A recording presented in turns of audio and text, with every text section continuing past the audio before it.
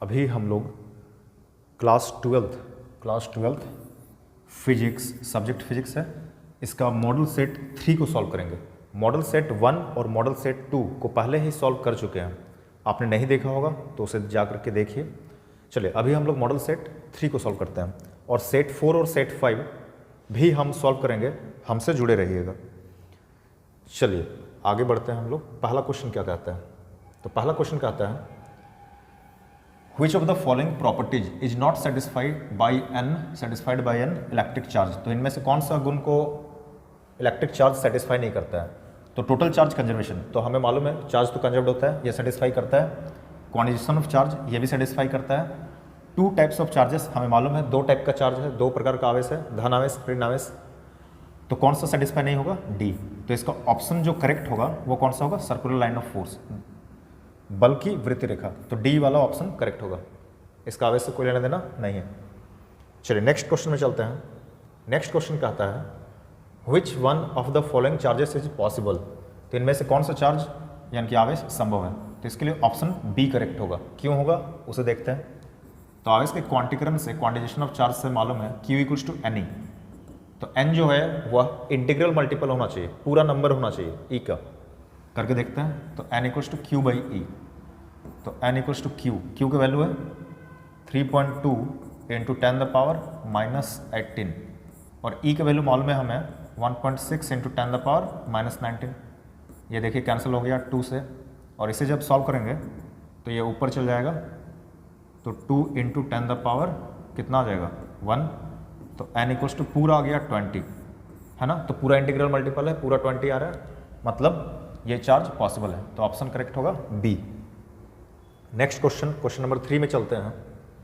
तो question number 3 कहता है if a charge on a body is 1 nanocoulomb. तो चार्ज गिवन है 1 nanocoulomb, then how many electrons, number of electrons को पूछ रहा है, और प्रेजेंट ऑन द बॉडी।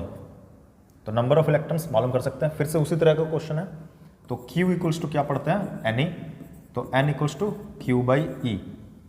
तो Q का वैल्यू है 1 nanocoulomb, nano means 10 the power -9, और E का वैल्यू मालूम है 1.6 इंटू 10 द पावर -19। तो n इक्वल्स टू, तो देखिए ये ऊपर जाएगा तो 1 बाई 1.6 और ये ऊपर जाएगा तो 10 द पावर 10, सही है।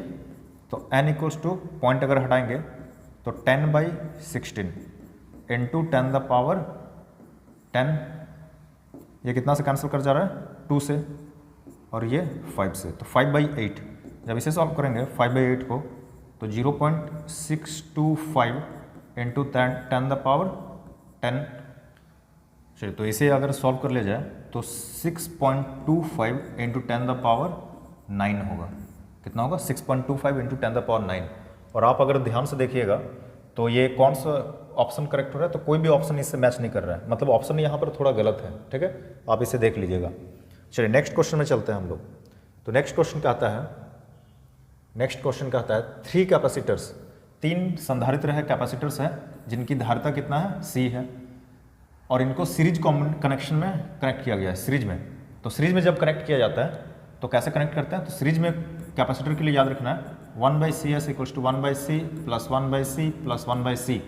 रेसिस्टेंस का एकदम उल्टा होता है कैपेसिटर का कॉम्बिनेशन, और पैरेलल में capacitor C1 plus C2 plus C3 ऐसे जुड़ता है। तो ये हो गया 3/C 1/CS। तो CS सीरीज में कितना आ जाएगा C/3 आंसर। तो कौन सा ऑप्शन करेक्ट होगा, C नंबर, C/3। चलिए आगे बढ़ते हैं। क्वेश्चन नंबर 5, ये पिछला मॉडल सेट में भी पूछा है, इंपॉर्टेंट क्वेश्चन है। ऐसा यूनिट ऑफ सेल्फ इंडक्टेंस और म्यूचुअल इंडक्टेंस दोनों का ही यूनिट हेनरी होता है। तो कौन सा ऑप्शन करेक्ट होगा, तो ये ऑप्शन हो जाएगा डी, हेनरी। चलिए नेक्स्ट क्वेश्चन में पढ़ते हैं। The direction of the induced current in a circuit is always such that it opposes the cause due to which it is produced. This law is named as. तो इस law को, इस नियम को नाम दिया जाता है, हिंदी में भी आप इसे पढ़ सकते हैं, किसी परिपथ में प्रेरित धारा की दिशा हमेशा ऐसी होती है कि वह उस कारण का विरोध करती है जिस कारण वह उत्पन्न होता है। इस नियम को कहते हैं लेंज का नियम। कौन सा नियम, लेंज का नियम। चलिए आगे क्वेश्चन पढ़ते हैं, बहुत ही अच्छा क्वेश्चन है, देखिए ध्यान से समझिएगा, बना करके दिखाते हैं आप लोगों को कैसे बनेगा। द इलेक्ट्रिक फ्लक्स, तो विद्युत फ्लक्स मालूम करना है किसी गॉसियन सरफेस के लिए, गॉसियन पृष्ठ के लिए जिसके अंदर 3 आवेश है। देखिए ये गॉसियन पृष्ठ हो गया, यहाँ पर 3 आवेश है Q1, Q2, Q3। तो हमें विद्युत फ्लक्स मालूम करना है, इलेक्ट्रिक फ्लक्स। तो तीनों आवेश को अगर जोड़ दिया है, देखिए Q1 का वैल्यू है -14 नैनोकूलम, Q2 का वैल्यू है 78.85 नैनोकूलम और Q3 का वैल्यू है -56 नैनोकूलम। तो ये दोनों को अगर जोड़ा जाए, -56 और -14 कितना आ गया, 70 नैनोकूलम, माइनस में -70 नैनोकूलम आ गया। किसको किसको जोड़ने से, Q1 और Q3 को जोड़ने से। और अगर इसे भी जोड़ दिया जाए तो 78 प्लस आ जाएगा 78.85 नैनोकूलम, सही है। तो 78.85 नैनोकूलम में से 70 नैनोकूलम चला गया तो टोटल चार्ज कितना बच गया, तो Q1 plus Q2 plus Q3 सबको अगर जोड़ करके टोटल चार्ज जो इनक्लोज कर रहा है या जो गॉसियन सरफेस, तीनों को जोड़ने से मिलेगा 8.85 नैनोकूलम। मतलब 8.85 नैनो मीन्स 10⁻⁻⁹ कूलम। गॉस का थ्योरम पढ़ा हुआ है। टोटल जो इलेक्ट्रिक फ्लक्स होता है वो होता है Q/ε0। Q का वैल्यू था कितना मिला, 8.85 × 10⁻⁻⁹ और ε0 का वैल्यू हमें याद रखना है 8.85 × 10⁻⁻12। जब इसे सॉल्व किया जाएगा 8.85 कैंसिल, ये जब ऊपर जाएगा तो 10⁻3। तो ये ऑप्शन करेक्ट होना चाहिए, ए वाला 10⁻3 होना चाहिए, इसे गलती से 103 लिख दिया गया। नेक्स्ट क्वेश्चन में चलते हैं। 2 parallel conductors carrying current in the opposite direction. तो दो पैरेलल कंडक्टर्स हैं जिनमें करंट ऑपोजिट डायरेक्शन में जा रहा है। मान लो एक में करंट ऊपर जा रहा है, दूसरा में करंट नीचे आ रहा है। तो ये एक दूसरे को रिपेल करते हैं और जब सेम डायरेक्शन में जाता है तो एक दूसरे को अट्रैक्ट करते हैं। तो ऑपोजिट डायरेक्शन जहां भी दिख जाए आपको तो क्या होगा, रिपेल ईच अदर, है ना, मतलब एक दूसरे को प्रतिकर्षित करेंगे। Next question, unit of magnetic field is. तो मैग्नेटिक फील्ड का यूनिट आ जाता है वेबर पर मीटर स्क्वायर, ये भी आता है weber per metre square, B. Next question, which material has highest electrical conductivity. किस पदार्थ की विद्युत चालकता सबसे अधिक होती है, तो किसकी, चांदी की, सिल्वर की, ऑप्शन डी। नेक्स्ट क्वेश्चन, ये क्वेश्चन है अ पॉइंट चार्ज Q, एक पॉइंट चार्ज कैपिटल Q है, इसे E इलेक्ट्रिक फील्ड में प्लेस किया गया तो कितना फोर्स लगेगा, कितना बल लगेगा। तो हमें पढ़ा हुआ है E = F/Q, तो F = कितना हो जाता है, QE। तो कौन सा ऑप्शन करेक्ट होगा, बी, QE। नेक्स्ट क्वेश्चन में चलते हैं। Ohm's law is valid when the temperature of the conductor is, क्या होना चाहिए, कांस्टेंट होना चाहिए, स्थिर होना चाहिए। तो ओम का नियम तब मान्य होता है। Next question, a parallel plate capacitor has 2 square plates. हमें मालूम है पैरेलल प्लेट कैपेसिटर में 2 स्क्वायर प्लेट्स होता है। ऑपोजिट चार्ज डेंसिटी का एक में प्लस सिग्मा रहता है, एक में माइनस सिग्मा रहता है, इधर में पॉजिटिव चार्ज, इधर में नेगेटिव चार्ज। तो इलेक्ट्रिक फील्ड सेटअप करता है। तो ये जो इलेक्ट्रिक फील्ड सेटअप करता है इसका फॉर्मूला आता है E = σ/ε0, जहाँ सिग्मा क्या है, सरफेस चार्ज डेंसिटी, और ε0 है absolute electrical permittivity of free space, मतलब वायु अनिर्वात की विद्युतशीलता, निरपेक्ष विद्युतशीलता कहलाती है। तो E = σ/ε0, option A. Next question देखिए, नेक्स्ट क्वेश्चन बहुत अच्छा क्वेश्चन। अब पैरेलल प्लेट कैपेसिटर, फिर से parallel plate capacitor, air capacitor, मतलब शुरू में क्या था, एयर था, वायु था, निर्वात था, जिसका कैपेसिटेंस शुरू में कितना था, C था। When it is completely filled, जब इसको पूर्णतः भर दिया जाता है, पूरा तरीका से भर दिया गया एक डाइलेक्ट्रिक मीडियम का, जिसका डाइलेक्ट्रिक कांस्टेंट कितना है, 5 है। The percentage increase in the capacitance will be, तो इसकी धारिता में कितनी प्रतिशत की वृद्धि हो जाएगी। तो हमें याद रखना है कैपेसिटेंस जो होता है वो K गुना बढ़ जाता है वायु निर्वात की तुलना में। अगर वायु निर्वात का अगर हम लोग C मान रहे हैं, चलिए इसको C मान लेते हैं जैसा क्वेश्चन में दिया C। तो जब मीडियम में जब डाइलेक्ट्रिक मीडियम फिल कर दिया गया एयर की जगह, तो उसकी धारिता K टाइम्स इंक्रीज कर जाती है, K गुना बढ़ जाती है। तो 5 गुना बढ़ जाएगी तो कितना परसेंट बढ़ जाएगा, 500%। तो कौन सा option correct, C। Next question, इसे हम लोग चलिए बना करके देखते हैं। The flux linked with the coil at any instant t is given by, किसी भी क्षण कुंडली से जुड़ा फ्लक्स द्वारा दिया जाता है कितना सेकंड में, t = 3 सेकंड। देखिए यहाँ पर फाई का वैल्यू भी नहीं दिया है हिंदी में, इसलिए कोशिश कीजिएगा जब हिंदी में आप पढ़ रहे हैं तो अंग्रेजी वाला क्वेश्चन को भी ध्यान देना है। तो फाई का वैल्यू दिया हुआ है 10t² minus 50t plus 250, 10t² phi equals to 10t² minus, 1 minute देख लेते हैं, minus 50t plus 250 minus 50t plus 250 और कितना सेकंड में, t इक्वल्स टू 3 सेकंड में। देखिए डिफरेंशिएशन का एक फॉर्मूला होता है जिसको थोड़ा सा हम लिख देते हैं जो बायोलॉजी वाले स्टूडेंट हैं उनके लिए। तो d/dx x का पावर n का फॉर्मूला हो जाता है n इंटू एक्स का पावर n-1 और किसी भी कांस्टेंट का डिफरेंशिएशन हो जाता है 0। चलिए अब फैराडे का सेकंड लॉ हमने पढ़ा है। फैराडे का सेकंड लॉ क्या कहता है, E equals to minus n into d∅dt, जहाँ n क्या है, नंबर ऑफ टर्न्स, फेरों की संख्या, और फाई क्या है, फ्लक्स। फ्लक्स में परिवर्तन की दर को के कारण क्या आता है, इंड्यूस्ड ईएमएफ यानी कि प्रेरित विद्युत वाहक बल। और नेगेटिव साइन क्या बताता है, तो नेगेटिव साइन ये बताता है कि जो इंड्यूस्ड ईएमएफ है उसका डायरेक्शन हमेशा ऐसा होता है कि वह चेंज इन मैग्नेटिक फ्लक्स का अपोज करता है, इसलिए यहाँ पर माइनस लगाना जरूरी है। तो अभी क्वेश्चन में नंबर ऑफ टर्न्स के बारे में तो कुछ नहीं बताया, तो हम नंबर ऑफ टर्न्स को कितना मान करके चलेंगे, 1। तो E equals to minus d/dt और किसका करेंगे, फाई का। तो 10t² माइनस 50t प्लस 250 हम लोग आराम से सॉल्व करेंगे, सारा क्वेश्चन को देखेंगे। तो चलिए इसका अगर डिफरेंशिएशन किया जाए तो माइनस को चलिए पूरा बाहर रख देते हैं। तो d/dt ऑपरेट करेगा किस पर, 10t² पर, और माइनस d/dt ऑपरेट करेगा 50t पर, और प्लस d/dt ऑपरेट करेगा किस पर, 250 पर। तो E equals to 10t², t² का उस फॉर्मूला में लगाइएगा तो कितना आ जाएगा, 10 इंटू 2t, t इसका 1 हो जाएगा तो ये आ जाएगा माइनस 50, और 250 तो नंबर है कांस्टेंट तो इसका आ जाएगा 0। सही है। चलिए इधर किधर बनाते हैं, चलिए इधर ही बनाते हैं। तो ध्यान देखिएगा, E इक्वल्स टू आ गया माइनस बाहर 10 इंटू 2 यानी कि 20t माइनस 50, और t का वैल्यू कितना दिया, t का वैल्यू है 3 सेकेंड। तो E equals to minus 20 into 3 minus 50, तो कितना आ जा रहा है, माइनस 20 इंटू 3 60 माइनस 50 है ना। चलिए इधर बना देते हैं, तो माइनस 10। तो E इक्वल्स टू आ गया कितना वोल्ट, माइनस 10 वोल्ट आंसर होगा। इस फॉर्मूला से आराम से बनेगा। चलिए तो माइनस 10 वोल्ट आंसर होगा, माइनस 10 वोल्ट। तो कौन सा ऑप्शन, बी, ऑप्शन बी सही उत्तर होगा। नेक्स्ट क्वेश्चन में चलते हैं। द क्रिकॉफ्स फर्स्ट लॉ हमें मालूम है, समेशन ऑफ करंट क्या हो जाता है, 0 होता है। और सेकंड लॉ, तो फर्स्ट लॉ किस पर बेस्ड है, कंजर्वेशन ऑफ चार्ज पर, और सेकंड लॉ बेस्ड है कंजर्वेशन ऑफ एनर्जी पर।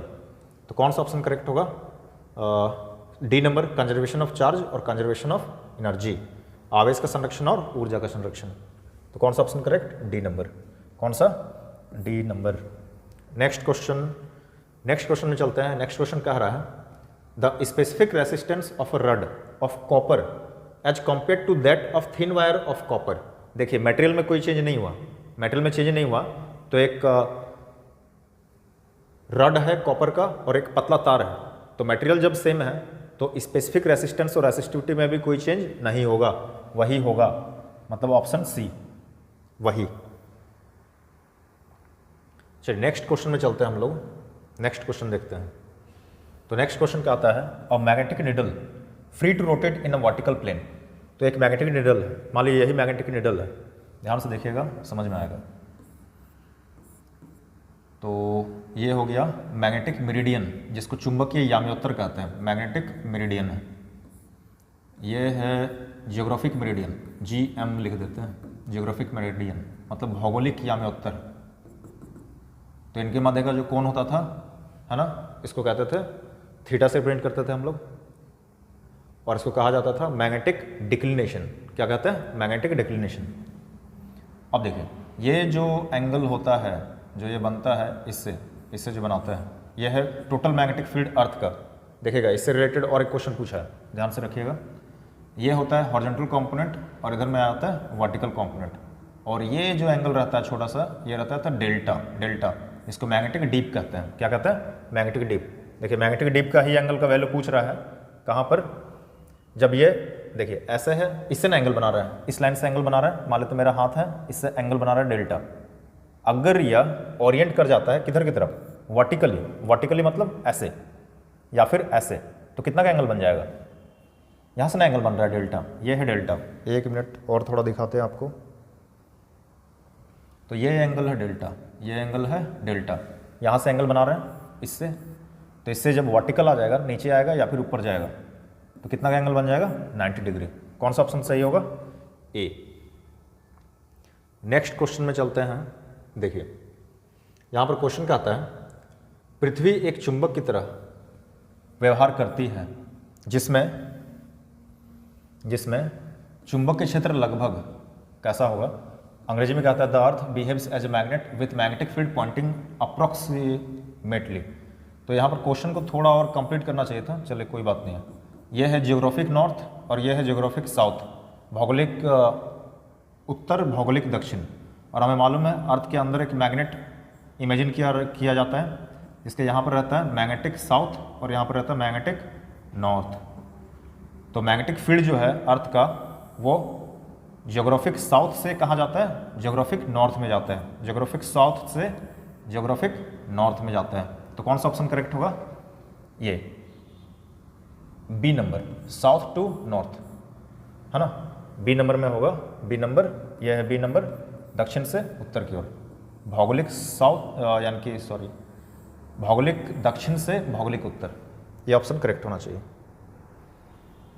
नेक्स्ट क्वेश्चन देखिए क्या कहता है, पृथ्वी के चुंबक के क्षेत्र का परिमाण है the strength of the earth's magnetic field. क्या हर जगह समान रहता है, नहीं रहता है, बदलता है, पोल पर अधिक होता है, इक्वेटर पर थोड़ा कम होता है। तो कौन सा ऑप्शन करेक्ट होगा, ये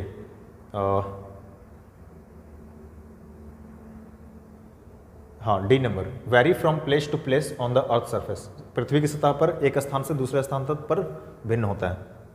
नेक्स्ट क्वेश्चन, नेक्स्ट क्वेश्चन क्या है, the energy stored per unit volume. तो याद रखना है एनर्जी जो स्टोर होगा per unit volume, 2 plates of a parallel plate capacitor, तो उसका आंसर होता है हाफ इप्सिलॉन ई स्क्वायर, जिसको एनर्जी डेंसिटी स्मॉल यू से प्रिंट करते हैं। तो कौन सा ऑप्शन करेक्ट होगा, half epsilon E square, half epsilon E square, D, option D correct होगा।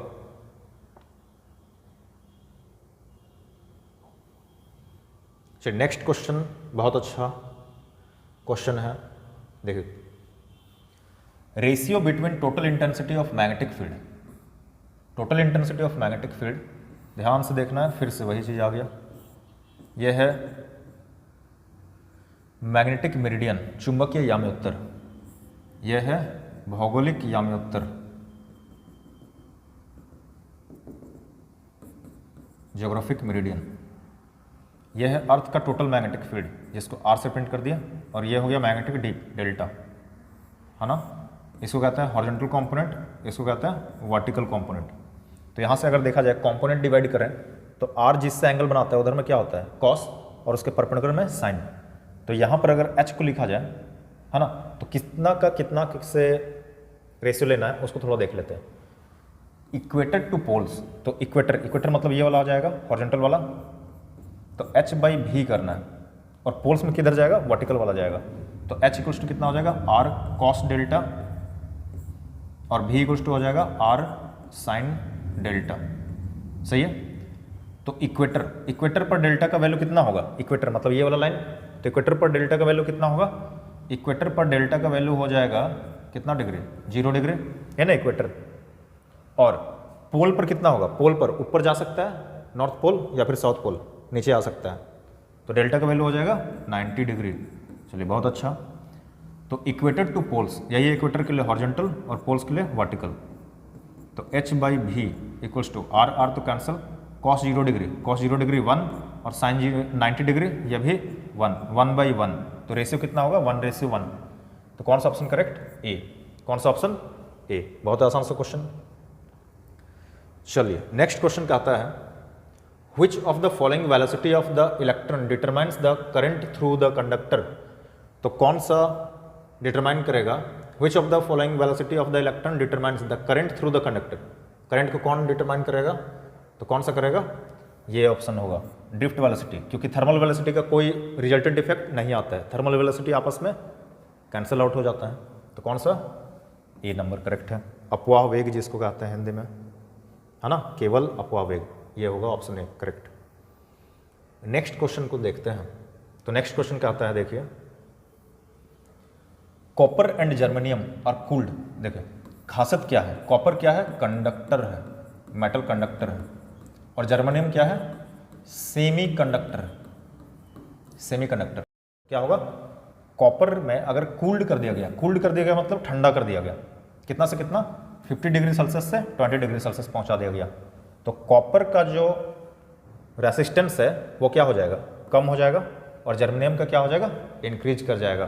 क्योंकि सेमीकंडक्टर के बारे में सॉलिड स्टेट चैप्टर होगा केमिस्ट्री में, उसमें भी पढ़ा होगा कि वैलेंस बैंड टू किस में जाता है? Conduction band. तो टेम्परेचर बढ़ेगा तब ना वो valence band to conduction band जा सकता है। तो इसलिए याद रखना है, कंडक्टर का उल्टा काम करता है टेम्परेचर के साथ सेमीकंडक्टर में। तो कॉपर का तो रेसिस्टेंस घटेगा, लेकिन जर्मेनियम का बढ़ेगा। तो कौन सा ऑप्शन करेक्ट होगा? डी।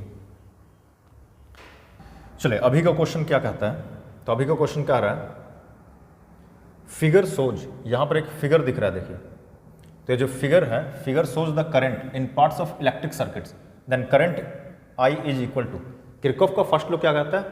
जंक्शन की तरफ आने वाला करंट और जंक्शन से जाने वाला करंट, दोनों का वैल्यू क्या होना है? जीरो होना है, यानी कि टोटल सम करके जीरो होना है। जंक्शन से आने वाला करंट को हम लोग प्लस में लेते हैं, जंक्शन से जाने वाला करंट को माइनस में लेते हैं, है ना। तो टोटल करंट जंक्शन में आ कितना रहा है? तो 2 और 2 कितना एम्पियर? 4 एम्पियर आ रहा है, सही है। और जा कितना रहा है? 1 प्लस 1.3, तो कितना जा रहा है? 2.3 एम्पियर जा रहा है। तो इसमें से इसको घटा देंगे, आई का वैल्यू मिल जाएगा। आई का वैल्यू कितना जाना चाहिए? और तो 4 में से कितना को सब्ट्रैक्ट कर देना? 2.3 को, तो कितना जाना चाहिए? 1.7 एम्पियर यहाँ से जाना चाहिए, क्योंकि जितना करंट आ रहा है उतना करंट जाता भी है। तो कौन सा ऑप्शन करेक्ट होगा? A number, 1.7 ampere. Next question चलते हैं, देखिए, a current carrying power line, एक करंट कैरिंग पावर लाइन है, carries current from west to east. किधर से किधर जा रहा है? वेस्ट से ईस्ट की तरफ जा रहा है।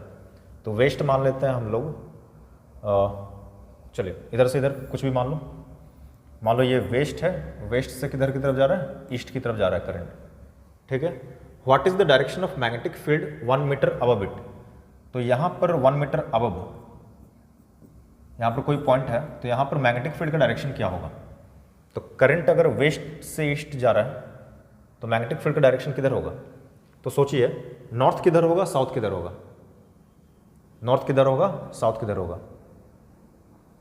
तो ऐसे रख दिए, तो वेस्ट इधर, सॉरी ईस्ट इधर है, वेस्ट इधर है, तो नॉर्थ किधर है? इधर, साउथ किधर है? इधर। तो राइट हैंड थंब रूल को लगाइए, तो किधर से किधर जा रहा है? नॉर्थ टू साउथ, है ना, ऐसे नहीं घूम रहा है। नॉर्थ से किधर की तरफ निकल रहा है? मेरे फिंगर्स को देखिए, नॉर्थ से किधर की तरफ? साउथ की तरफ। तो ऑप्शन ए करेक्ट होगा। चलिए नेक्स्ट क्वेश्चन, ये तो पढ़ लिए, तो ऑप्शन हो जाएगा ए करेक्ट, उत्तर से दक्षिण। देखिए अगला क्वेश्चन क्या आता है, magnetic field, magnetic field due to a toroidal solenoid is independent. तो किससे इंडिपेंडेंट रहता है? देखिए सोलेनॉइड रहे, परिनालिका रहे, चाहे टॉरॉइड रहे, मैग्नेटिक फील्ड का फॉर्मूला इसका होता है म्यू नॉट एन आई। कितना होता है? म्यू नॉट एन आई, जहाँ म्यू नॉट तो कांस्टेंट है, एन क्या है? Number of turns per unit length. तो नंबर ऑफ टर्न्स पर तो डिपेंड करता है, तो number of turns per depend करता है, ए पर तो डिपेंड करता है। वहाँ पर इंडिपेंडेंट पूछ रहा है, स्वतंत्र रहता है, तो इस पर तो निर्भर करता है, तो ए तो नहीं होगा। बी करंट पर भी डिपेंड कर रहा है ना, किस पर डिपेंड नहीं कर रहा है? रेडियस पर डिपेंड नहीं कर रहा, तो ऑप्शन कौन सा हो जाएगा? सी। चलिए अभी हम लोग चलते हैं क्वेश्चन नंबर 28 में। तो क्वेश्चन नंबर 28 क्या आता है, a charge particle moves through a magnetic field, एक मैग्नेटिक फील्ड में मूव कर रहा है, directed perpendicular to its direction of motion, अपने डायरेक्शन ऑफ मोशन के परपेंडिकुलर मैग्नेटिक फील्ड में मूव कर रहा है, या तो मैग्नेटिक फील्ड डायरेक्टेड है परपेंडिकुलर, मैग्नेटिक फील्ड उसके डायरेक्शन ऑफ मोशन के परपेंडिकुलर पड़ रहा है। तो परपेंडिकुलर मैग्नेटिक फील्ड के कारण चार्ज पार्टिकल सर्कुलर पाथ में मूव करता है, और हमें मालूम है सर्कुलर पाथ में अगर मूव कर रहा है तो सेंट्रीपिटल फोर्स रिक्वायर्ड होता है, जो कि मैग्नेटिक फील्ड उसको प्रोवाइड करता है।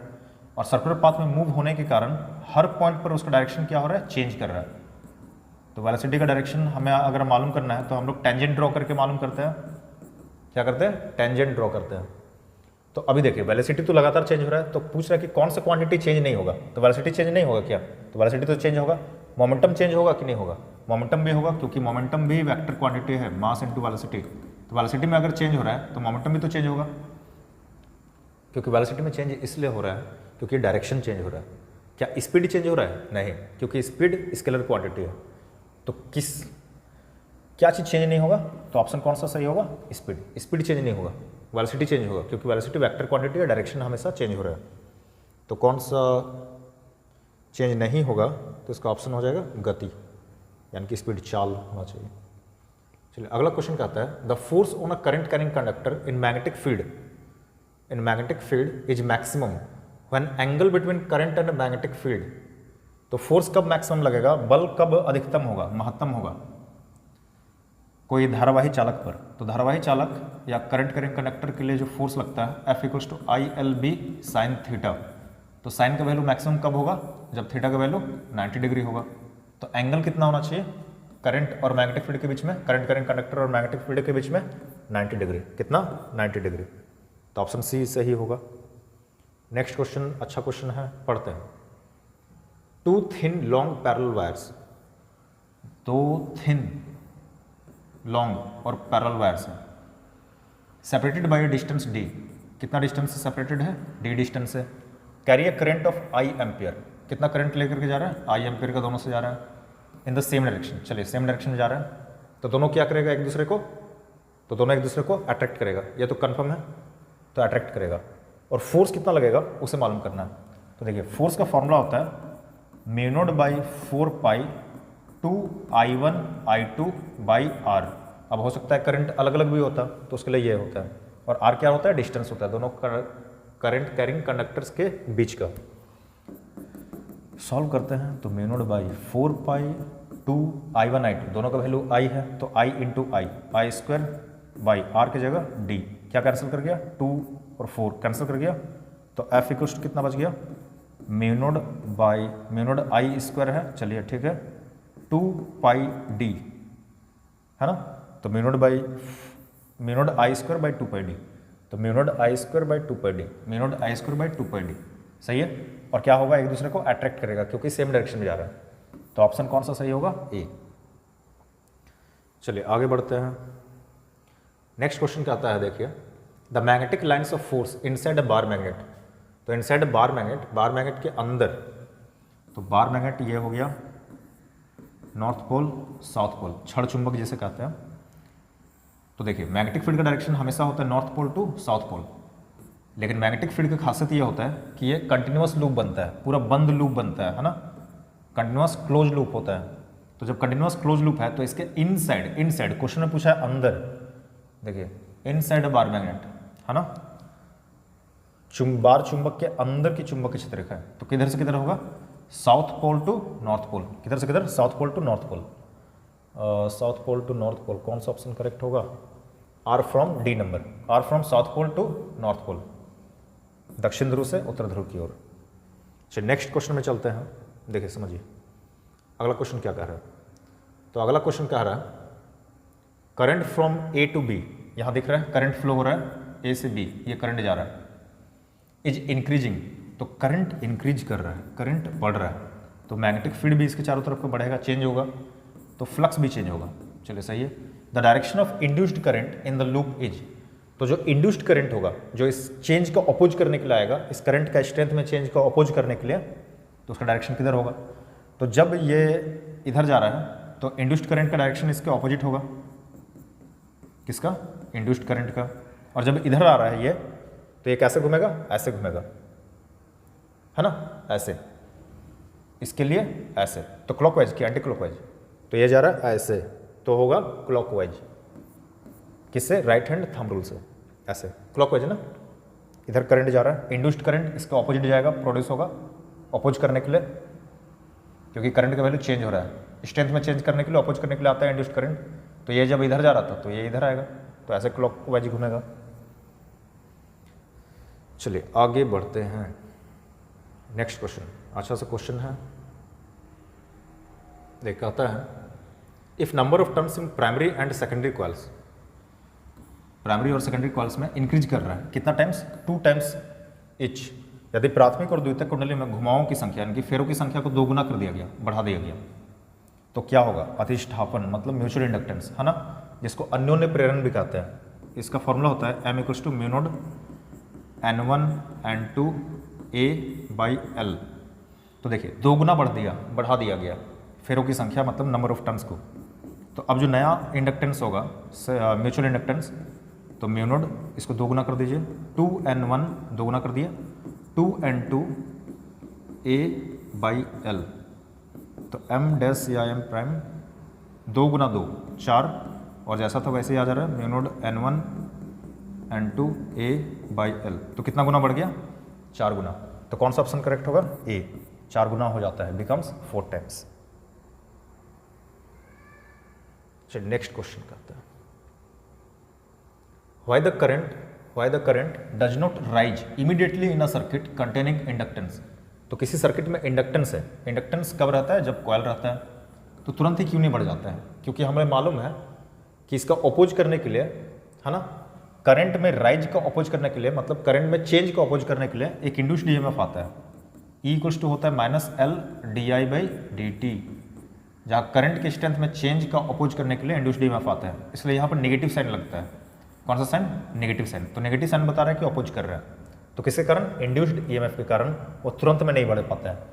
तो ऑप्शन ए सही होगा, बिकॉज ऑफ इंड्यूस्ड ईएमएफ, प्रेरित विद्युत वाहक बल के कारण। चलिए अभी हम लोग क्वेश्चन नंबर 35 को सॉल्व करते हैं, लास्ट क्वेश्चन है। When the 3 identical bulbs, 3 identical bulbs है 60 वाट और 200 वोल्ट का, they are connected in series 200 volt का सप्लाई के साथ, तो पावर कितना ड्रॉन होगा उनसे, उसे मालूम करना है। तो 3 बल्ब्स हैं जिन्हें सीरीज में कनेक्ट किया गया, ठीक है, इस तरीके का, और इसको 200 वोल्ट का सप्लाई से जोड़ा गया। तो पावर रेटिंग दिया हुआ है इनका, वो 60 वाट और 200 वोल्ट का है, 60 वाट एंड 200 वोल्ट। तो देखिए P इक्वल्स टू होता है V²/R। तो क्या हर एक बल्ब का रेजिस्टेंस मालूम कर सकते हैं, हाँ कर सकते हैं। तो R इक्वल्स टू हो जाएगा V²/P। तो V का वैल्यू 200 × 200 और P, तो P का वैल्यू है 60। चलिए 1 0 1 0 कैंसिल, 2 से कैंसिल कर सकते हैं, 2 10 जा 2 3 जा, तो कितना आ गया, रेजिस्टेंस आ गया हर एक बल्ब का 2000/3, ठीक है। तो इस बल्ब का आ गया 2000/3 रेजिस्टेंस, इसका भी 2000/3 और इसका भी 2000/3। अब ये तीनों सीरीज में कनेक्टेड है, तो सीरीज में अगर कनेक्टेड है तो सीरीज में रेजिस्टेंस कैसे जुड़ता है, डायरेक्ट जुड़ जाता है। तो 2000/3 प्लस 2000/3 2000/3, तो कितना गुना हो जाएगा, 3 टाइम्स हो जाएगा 2000/3 का, 3 और 3 कैंसिल, तो इक्विवेलेंट रेजिस्टेंस कितना मिल गया, 2000। सही है।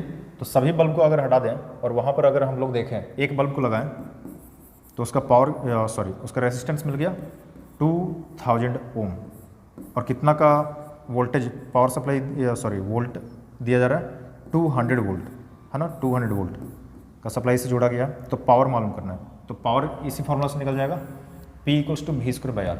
चलिए सॉल्व कर लेते हैं इसको।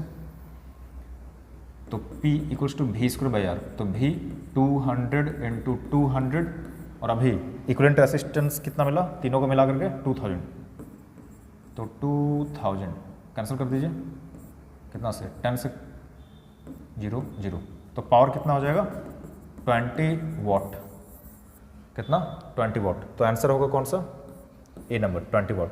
जब 60 वाट 200 वोल्ट रेटिंग के 3 समान बल्ब 200 वोल्ट की आपूर्ति से श्रृंखला से जुड़े होते हैं, सीरीज में जुड़ा होता है, तो उनके द्वारा प्रयोग की गई शक्ति होगी 20 वाट। तो इस तरीके से हमने मॉडल सेट 3 को सॉल्व कर लिया।